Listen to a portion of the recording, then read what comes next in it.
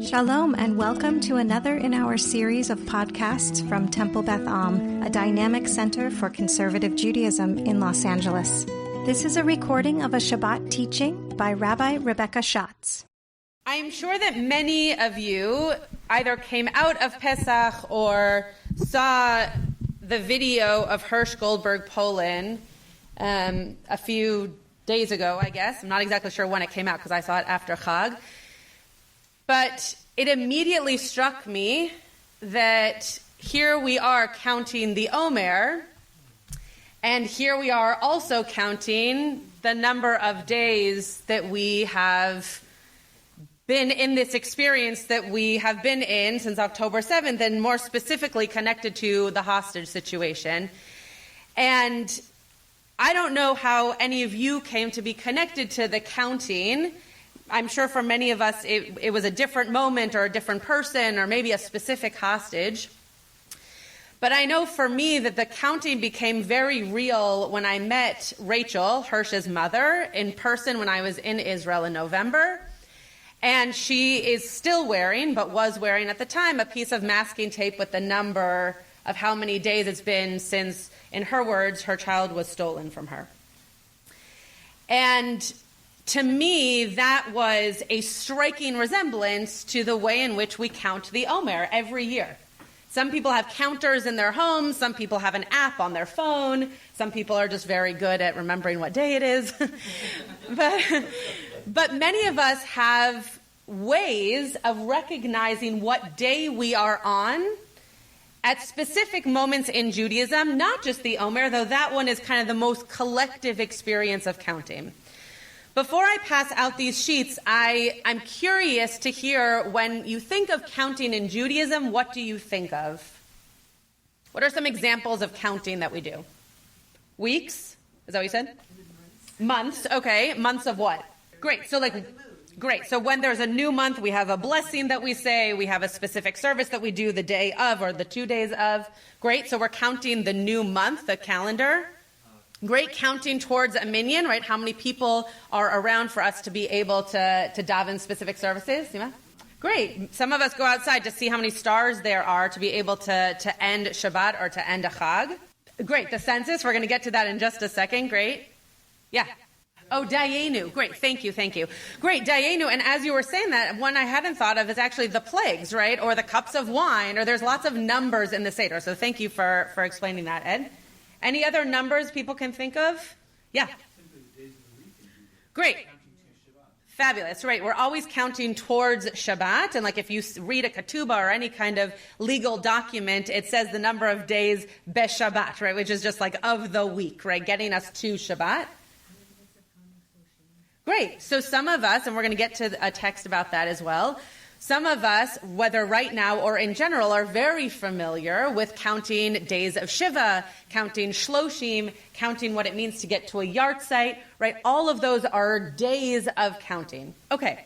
So in Judaism, as you're now recognizing, even if you hadn't thought of all of these before, we do a lot of counting. There's a lot of counting that we're constantly doing in Judaism to keep things in order or to keep them important to us, or to make something more important than just the regular, right? So this example of counting towards Shabbat, right? It's a Monday, but it's the Monday of the week that's going to lead me to Shabbat, right? It's the second day of the week that's going to get me to Shabbat. Okay, so when I came out of Chag, one of my friends, David Landau, who I mentioned in a vort that I shared last night at Kabbalat Shabbat, mentioned something about his experience of leaving the reserves. He's been in the Army since October 7th, or October 8th, I should say. And he was in the Army, then he was able to go home, then he went into the reserves, and he went home to his family. There's just this constant fluctuation in his life of in, out, in, out. And the day that Chag ended for him, which was the day before for us, he was leaving the reserves for however long he gets to be home, and then most likely go back, but hopefully not. So he texted me something about the feeling of being in this space of Mitzrayim, right, of being in this space of celebrating Pesach, and what it was like in comparison to on Simchat Torah than for him going straight into the army, right? This joyous occasion, feeling very free, feeling this experience, right? In Israel, Simchat Torah was the night before October 7th, right? So feeling this freedom, this joy, and then immediately going into what has been for him a very difficult few months, quite literally with his own body and hands. And then he said, and also, today is day whatever it was of the Omer for him, which is actually 201 days. Right? Which, when we think about it, we are counting the Omer, but we have been so involved in counting the days that the hostages are in captivity, the days since October 7th, that, yeah, sure, today is day 4, but we're on day 203, right? We're not actually on day 4, except for of the Omer. But when we count, we are also counting these days that we've been counting for too long. So I'm going to pass out these sheets. We are going to be, I think, try one per couple or one per 2 people. If you didn't come with someone, just with the person next to you. I'm not sure that I have enough copies for everybody to have one. But if you're interested, and I'm going to ask you not to flip forward. Now you're all going to, but don't go off of the first page, because I want to get to the last page as kind of a nice takeaway. So don't flip the page until I tell you to. Okay. As the pages are going around, I'm just going to start reading. In Menachot, in our Talmud, it says, the sages taught in a Baraita the phrase "usfartem lachem," which means "and you shall count for you." Why do you think it says "and you shall count for you"? We're talking about the Omer here. What's the counting for you? Great. Each individual has to count. Great. To be conscious for yourself.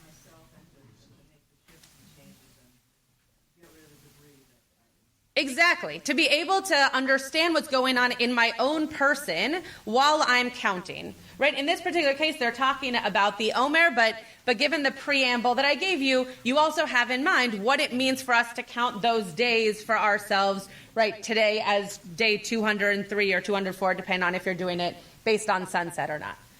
Right? So this idea that we're counting for us, there might be another reason for the counting, but the actual counting, the actual physical, I'm going to say the number, is for us individually. Which is why if you're in a communal setting, if you're here tonight while I'm leading Mincha Mariv, we will count the Omer, but I will do it and then you will repeat it, because you also need to count that number for yourself. Right? So even if you're in a communal setting, you still do it for you. Why else do you think it might say lachem, for you? The counting for you. Yeah. Did someone say something? Sorry, I thought I heard someone. Correct. But why for you as opposed to for us or for them or for the community? Why is it specific to the person? It's okay. If we've exhausted all of the options, that's okay. We can move on. But any other thoughts? Oh, sorry. Great. Fabulous. So now that the mitzvot are ours as opposed to a priest performing them for you in a temple, right? Maybe this is the rabbis allowing us to see that this is now something for us. This is really something personal that we need to take on personally for ourselves. There's no one else doing it on your behalf or for the community. Okay. This, there should be a counting by each and every person, right? So the rabbis really hone in on this lachem, meaning that each and every person is going to do it. Paula? Sure, yeah, that it can be each and every person, right? It doesn't have any specificity as to who that person or what that person is, right? It's each and every person. Great. Okay, so we're going to read what the Sefer HaChinuch has to say. I'm going to jump around a little bit in this long-ish paragraph, but if you'd like to read the whole thing, you're more than welcome to. For this reason, because it's the main course of the Israelites' life, and for its sake they were redeemed, right? This is explaining now why we are even counting the Omer to begin with, and rose to all the distinction they attained. We were commanded to count the days from the morrow after the festival of Passover. So for us, it's the second Seder, though for people who don't have a second Seder, it's just the day after. after, until the Torah was given, right? Until Shavuot. That's the span of time that we're counting, to show with our very souls our great yearning for that distinguished day, for which our heart longs as a servant eagerly longs for the shadow, and constantly counts with his longed for time will come when he will go out to freedom.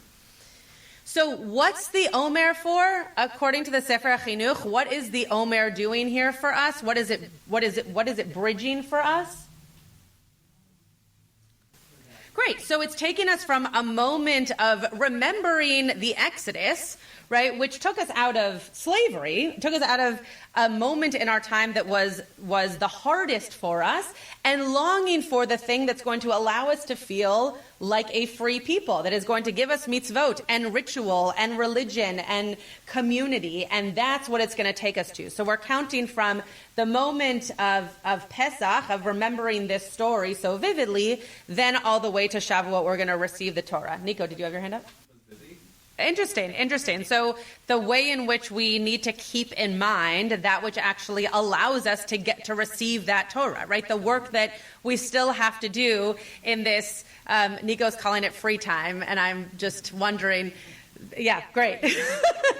yeah. So getting us from Passover all the way to Shavuot with no major holidays, let's put it that way, no major holidays to prepare for in between Passover and Shavuot. Yeah. Great. Fabulous. So we use Elul as a way of actually preparing us to get into Rosh Hashanah, Yom Kippur, Sukkot, etc. And maybe this too is a time for us to be reflective as a way of taking us from Pesach. Again, the Seder is an experiential lesson plan for us to remember our freedom, but from slavery in a very powerful way. And so to take that and remember that until we receive Torah, to receive it even more powerfully, perhaps. Do you want to continue? Great. So generationally, right, the people were not the same from one experience to the next, and therefore for us too, no one person is the same 50 days ago and now, right? And so we need to be able to keep that momentum going of the connection that we have to the story that we're in and to the freedom that we're going to feel when we receive the Torah. The other thing that I want to bring this connection to in terms of the hostages is that if we are counting, we're counting towards what we hope will be redemption, right? And freedom and joy. And we are counting towards, now, this situation does not have an end like Shavuot does for us, right? We don't know what the number will be. We're not counting towards a number. We would have been better off had it ended at day 5. Right? But the fact is we are counting towards this same kind of redemptive feeling of we're going to receive Torah, right? When this counting is over for the hostage situation, excuse me, we are hopeful that will be a moment of complicated joy, right? Complicated in that the people who are going to be released are going to need help, and that's saying too little as to what's going to come.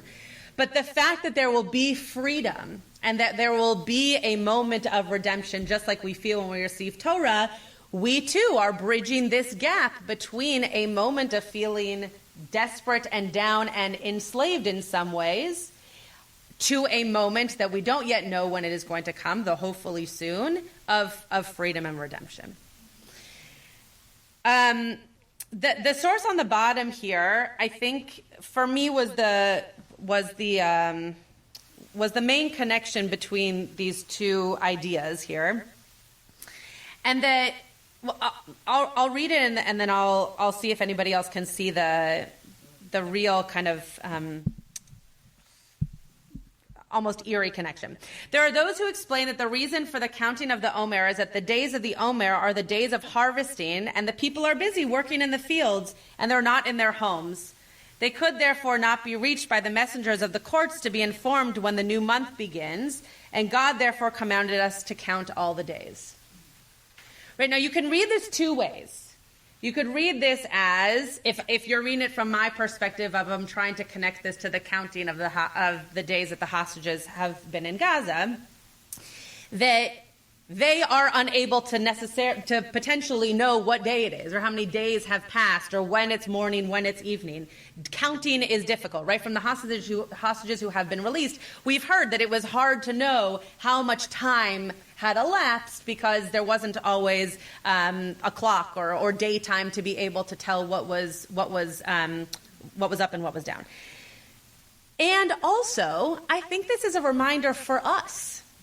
It's been 203 days, right? We have to remind ourselves to also do that counting, right? That we are busy in the fields and we are preparing for things and we are in America and we are dealing with different joys and different mundane aspects of our life and also different difficulties in our existence.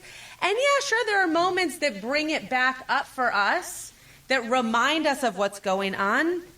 But the counting is what allows it to still feel very real and very regular, right? A very regular aspect, unfortunately, of our lives. Rabbi Shapiro last week mentioned that when he was in Israel a few weeks ago, that he heard people say, it's not October 8th yet for us, right? And that's this same kind of thing, that we're counting these days over and over and over again to, unfortunately, keep us in a way of remembering and knowing and being diligent in taking care of whatever we can do to be proactive with the situation 203 days in, as if it was day 2. Okay, we're just because of time, we're going to not do all the rest of the sources here, but I want you to just flip to page 2, not to page 3, just to 2. Just go like this. Don't look at page 3. I had a teacher in rabbinical school who used to write all over the page, do not turn the page, do not turn the page. And it just made everybody turn the page. It was like, it was just a silly, had he not said anything, no one would have turned it over. Okay. So at the top of the page, I'm not going to read through it. You're welcome to. You can see here the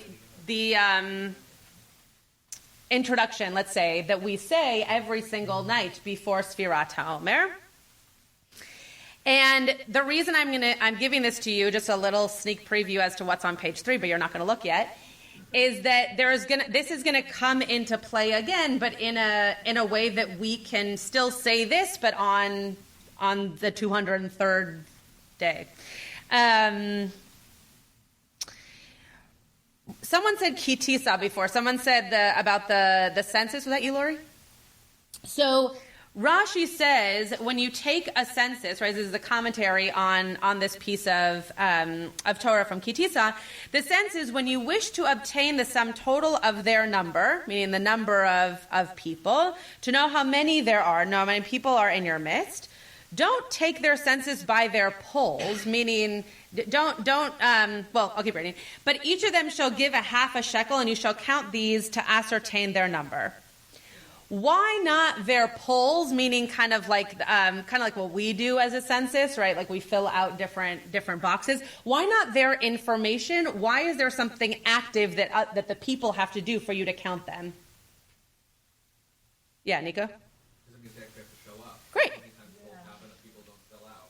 Great. So it's not about us just doing the counting, right? It's about the people who are maybe needed to be counted or we would like to count. We're actually asking them to show up to be a part of the count, right? To be a part of the experience of being counted. Why else? Why a half shekel? Everybody can afford it. Great. Everybody can afford it. Were you going to say something different? Okay. Quantity, right, exactly. Like, equality, thank you. Yes, equality, that everyone can do it, right? So that hopefully will get everybody to show up. If you asked everybody for $3,000, not everybody would be able to do that. But a half shekel, which I have no idea how much that would be in today's day based off of what it was for them, that's something that everyone can do. And so it's not based off of how much you have, it's just based off of your ability to show up and be counted. Ed?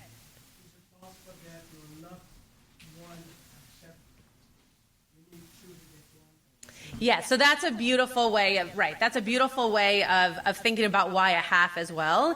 Did everyone hear what Ed said? That if you have a half and I have a half, we make a whole, right? So we actually need people to bring their halves so that we can feel like a whole community. Yeah. I have heard that you're not also a way Practical, of raising money. Great, right. So the practical philanthropic reason of thinking about it this way is that we aren't supposed to go around and say 1, 2, 3, 4, right? We're not supposed to count people that way. But if you count coins, or if everybody brings something, where you can count that, and then you assume that everybody brought one, and therefore you now know how many people there were. But it was also a way of collecting money, right? It was seen as kind of a fundraiser to be able to have the people show up, but then also have the money collected. Gabriella? Well, I think it also symbolizes Yeah, great. That it's something that you're bringing. We see this a lot in terms of the temple, right? Of bringing something that is desirous to you to give over as a gift to God. Right? It's the same kind of idea of bringing something that shows you have not just shown up, but brought a part of yourself to be able to say, I am here, I am part of all of this. Great. We're going to look at one more piece, but there are two here. We're going to look at the last one of Moed Katan. But I just want you to see that the middle one here, where it says it's from Bracha, from the Talmud, there are ways in which we also count time with people who we are used to seeing, right? Not just the hostages who were taken, but also during the pandemic, this was something that we talked a lot about. Wow, I haven't seen you for a month, or I haven't seen you for a year. And there's actually blessings in Judaism to say upon seeing somebody who you haven't seen for a long time. So we also count time to give blessing, which I think is a very powerful way of thinking of counting in Judaism, not just in terms of a minyan, but that we count time to be able to say, wow, it's been a long time since I've seen you. Not that that's a bad thing, but rather let me now bestow upon you a blessing for being able to receive you and see you. Was your hand up? Okay. The last piece here from Moed Katan, and this goes back to something that Bonnie was saying. We are all at some point in our lives going to be in a situation, if not already, in a situation where we are counting days of Shiva, days of Shloshim, towards a yard site, etc. And I always, when I'm working with families for a funeral, I always say, I think that the rabbis got this so right. There are lots of things that could be seen as like, maybe that could have been done a little bit differently. But I think that death and dying in Judaism, especially around Shiva and Shloshim, and ultimately Yartzeit, was done so beautifully because they understood what it meant to have cycles, right? To need those 7 days, to then need those 30 days, and not just to get up, walk out, back into your office, back into life. You needed time to get through these cycles. They made up the numbers, but to get through these cycles of time, to feel differently, to be able to be around different kinds of people, to have different kinds of restrictions, and therefore potentially actually opportunities for you to just be with that grief. And so I wanted to bring this particular piece because this is often hardest when someone loses someone around a festival, right? Like Annie, who might be watching, but Elon's wife, right? When someone loses someone immediately before a festival, you don't get all those days, right? And you have to figure out, how do I come up with, whether it's my own rituals or my own communal moments, to sit in what would have been Shiva, or sit in what would have been Shloshim, knowing that I'm supposed to get up and enjoy the joy of the festival that's coming. I'm just going to read in English for time's sake. One who buries their deceased relative 3 days before a festival, the restrictions of Shiva are canceled by the festival. Okay, so 3 days before, let's call it Pesach, the restrictions of Shiva are canceled. So you don't do the same amount of Shiva that you would have done. If one buries their deceased relative 8 days, then the restrictions of Shloshim are nullified, right? Because 8 days is longer than Shiva, so you have Shiva, but you do not have Shloshim, because that's 30 days. Because the sages said, Shabbat counts as one of the days of mourning, although one may not mourn on it, and it does not interrupt, right? Sometimes we see people come to shul during their days of Shiva. It's not Shiva, they're allowed to leave their home and be here in community, but it's not like they've gotten up from Shiva and everything is fine and dandy. They're still in Shiva, they're just now in community on Shabbat. The festivals, however, interrupt Shiva and Shloshim, but they do not count. So counting can also be a way in which it takes us to something else. Right? It takes us out of something and brings us into something, whether we're ready for it or not. Right? And so when a festival hits right after someone passes away and there is no Shiva or there is no Shloshim, that can be extremely painful. And also our rabbis are saying, yeah, but get together with your family for Pesach or get together with your family for Sukkot and have those moments to share memories, to experience the joy that you also deserve to feel, even if it's right now partnered with grief. Turn to page 3, finally. And if once I explain this, you want this and you didn't get a packet because I didn't have enough, I'm happy to share it. It also went out in an email yesterday, but I'm happy to share this source sheet. Rabbi Dave Levy came up with a kavanah so that all of us this year can do Sfirat HaOmer, can count the days of the Omer, and also still count the days that the hostages have been in captivity. So what you see here is he wrote, Hineni muchanum zuman, I am ready to fulfill the mitzvah of counting the Omer. However, with a heavy heart this year, we count so much more. We count the days since the terror of October 7th. We count the days that our brothers and sisters, our children, have sat held hostage by Hamas. Each day we will count the Omer, but we will also count the days of Shevi captivity. And then it goes on to give you the actual words that you would say as part of the blessing that you would then say for Sfirat HaOmer. But then you can see down at the bottom, and I gave you the link because I didn't copy all the days of the Omer. That would end up with like an 8-page packet. But I gave you through Sunday, and then you can print the rest if you'd like, though you understand the formula. It says today is, right, let's do Saturdays, the 5th day of the Omer, day 204 of captivity. So you can see it in the Hebrew and the English on the website. What I'd like to offer before we go into Musaf is that I hope that counting is something that in your life you see as a transitional object almost. That you see it as a way of bringing you from one thing to another. That you see it as a way of taking intentionality each day to count whatever it is you are counting. And to be able to, in this year, focus on the fact that we have all been counting for too long, and yet we're also inserting into that count this Omer as a way of reminding us that, yes, in some ways we still feel like we are enslaved by aspects of our own society in not being able to express our religion, express our identity, etc. And we also have freedoms. And we also were able to share the story of Exodus on Pesach, and we are still moving towards Shavuot. You have been listening to another in our series of podcasts from Temple Beth Am, a dynamic center for conservative Judaism in Los Angeles. If you enjoy these podcasts, we invite you to write a review on the Apple Podcast site or wherever you get your podcasts. For more information about Temple Beth Am Los Angeles, go to tbala.org.